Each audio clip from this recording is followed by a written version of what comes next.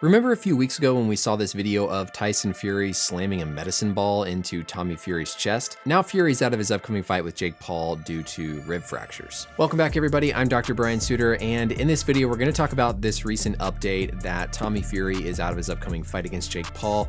And Fury, in this video he shared, actually showed us some of the images from his MRI and even kind of the doctor's note here that outlined what they found. So we're gonna break this down in this video. Do me a favor here, if you haven't yet subscribed, click this button down below to make sure you're up to date with future videos. This was the medical note that Fury shared in that video, and just walking through kind of what this first paragraph says. An MRI of his chest and anterior rib region was performed on the 2nd, so just a few days ago, showed acute displaced fracture through the 6th costal cartilage with some associated hematoma, further fracture through the anterolateral aspect of the 7th rib, and suspected rib injury on the 9th rib with more soft tissue edema. And then this, of course, was one of the MRI images that Fury shared. Now, when we're looking here, it's like we're looking from the feet upwards. So in this image, this is going to be Tommy's left side, and this is going to be kind of the front of his chest, or what we would call the anterior portion of his body. His back is down here. Now, pretty clear to see as we're looking at this here. Of course, this is the outline of that 6th rib that they're talking about.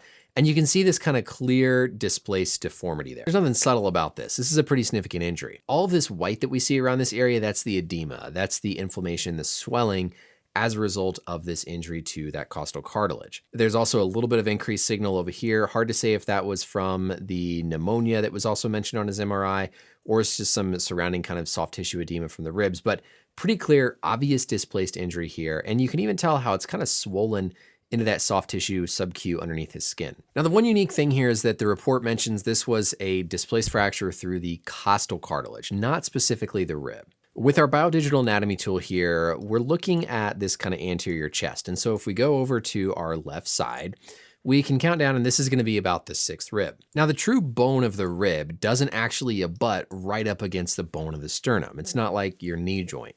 You have this separation between the two of what we call this costal cartilage. So there's really a joint kind of where the costal cartilage meets the true rib, and then more of a joint where that costal cartilage meets the sternum.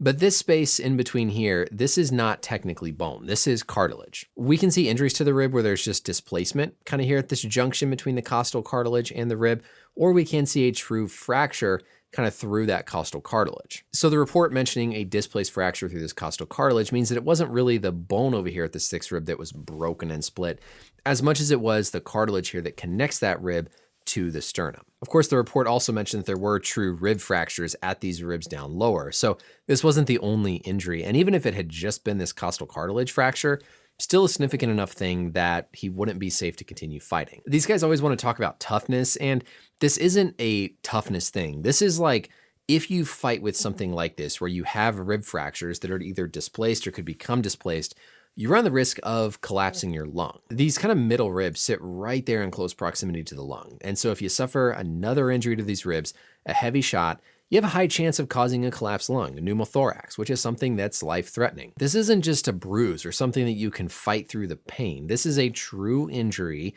that, if made worse when you're boxing, could cause serious complications like that collapsed lung. Finally, we got to go back and talk about this video that came out a few weeks ago, because there's a lot of speculation that this could have resulted in that rib injury. And I know Fury said in his video today that it was during a sparring session where he took a hard shot to the body, wasn't able to protect himself, and think that's when the fracture occurred. But I gotta be honest with you, it's hard to watch this now in hindsight and think there wasn't at least a high chance that he caused some initial trauma and initial damage to those lower ribs.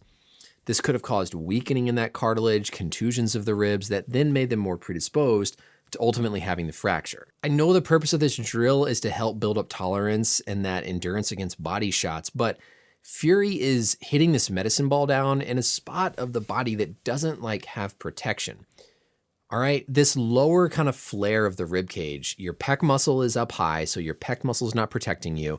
The ab muscles are down lower, and really all you're doing is bashing a medicine ball against ribs. There's basically just skin, some subQ tissue, and then bone. And so this isn't like something that you're gonna build a physiologic change in your body to necessarily accommodate based on where Tyson is throwing this big heavy medicine ball. Also, depending on the medicine ball he's using, there's no give to it. So everything is being absorbed by Tommy's chest. And You know, maybe this wasn't the exact moment when the injury occurred, but I can't help but think that there was at least some weakening of those ribs, some weakening of that costal cartilage that then could have made him predisposed to a body shot that otherwise wouldn't have caused issues. Just be smart when you're in the gym training and doing some of this stuff. All right, there's a difference between trying to build up pain tolerance in a safe way, but also doing something that puts you at risk of pretty significant injury. Tommy also mentioned in his video he had been having kind of some shortness of breath, some difficulty breathing for like the past month. His MRI did show evidence of an infection in his lungs, so it's hard to know if the breathing was because of the lung infection or the breathing was because of some trauma to his ribs beforehand. But in hindsight, I'm sure they're questioning whether or not they should have actually done this workout. So this is a very real injury, very abnormal MRI scan, not something that is safe to just